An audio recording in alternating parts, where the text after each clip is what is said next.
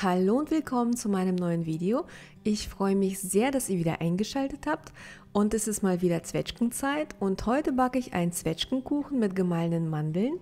Die genaue Zutatenliste findet ihr in der Infobox unterm Video und wir starten auch sofort mit dem Rezept. Los geht's!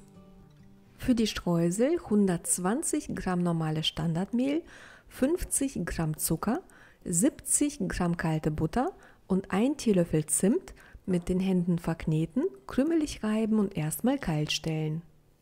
Für den Teig 125 Gramm weiche Butter, 120 Gramm normalen Zucker und ein Päckchen Vanillezucker cremig rühren und beim Rühren 2 Eier hinzufügen. Dann 125 Gramm Mehl, auch hier ganz normales Standardmehl, 1 Teelöffel Backpulver und 100 Gramm ungeschälte und gemahlene Mandeln, gut mischen und ganz schnell unterrühren. Und bitte wirklich nicht zu lange rühren, sonst könnte der Kuchen speckig werden. Und beim Mandelteig oder auch Nussteig passiert das schneller als sonst und das möchte man natürlich nicht.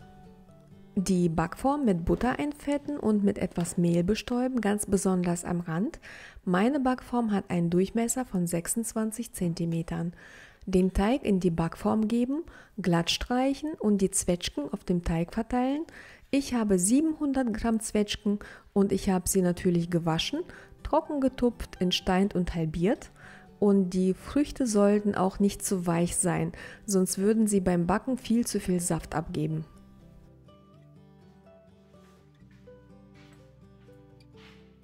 Dann schon mal den Backofen vorheizen und die Streusel gleichmäßig auf den Zwetschgen verteilen und den Kuchen dann im vorgeheizten Backofen bei 180 Grad Ober- und Unterhitze oder bei 160 Grad Umluft circa 50 Minuten backen, plus minus 5 Minuten je nach Backofen. Meinen Kuchen habe ich genau 50 Minuten gebacken. Und nach 40 Minuten Backzeit habe ich die erste Stäbchenprobe gemacht und danach alle 5 Minuten nachgeschaut, ob er nicht zu dunkel geworden ist. Bei Bedarf kann man auch den Kuchen mit Alufolie abdecken. Ich habe das nicht gemacht.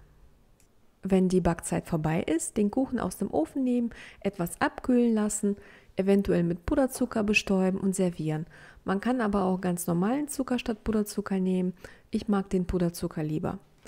Der Kuchen schmeckt sowohl lauwarm als auch kalt sehr gut und dazu passt auch ganz gut geschlagene Sahne oder Vanilleeis.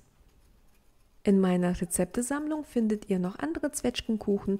Besonders empfehlenswert ist der Kuchen von meiner Kollegin Nicole. Den werde ich euch in der Infobox verlinken. Dann gibt es noch einen sehr guten Pflaumenkuchen mit einer Baiser-Haube. Den Link findet ihr auch in der Infobox. Und so schaut mein Kuchen aus, den ich heute gebacken habe. Hier ist nochmal eine Nahaufnahme für euch. Er ist super lecker und ganz, ganz saftig. Ich wünsche euch viel Spaß beim Nachbacken. Vielen Dank fürs Zuschauen und bis zum nächsten Mal. Tschüss!